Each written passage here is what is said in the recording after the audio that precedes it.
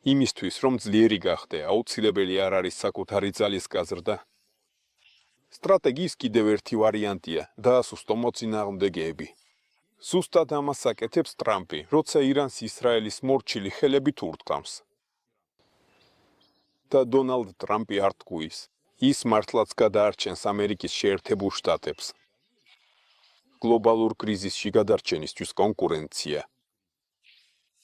ტრამპი მხოლოდ ირანის საშიშ ბირთვულ იარაღზე ატყუებს.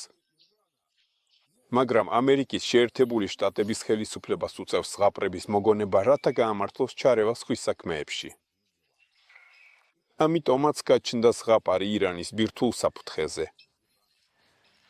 ამერიკელები სინანულის გარეშე დაასუსტებენ, ან საერთოდ გაანადგურებენ ნებისმიერ სახელმწიფოს.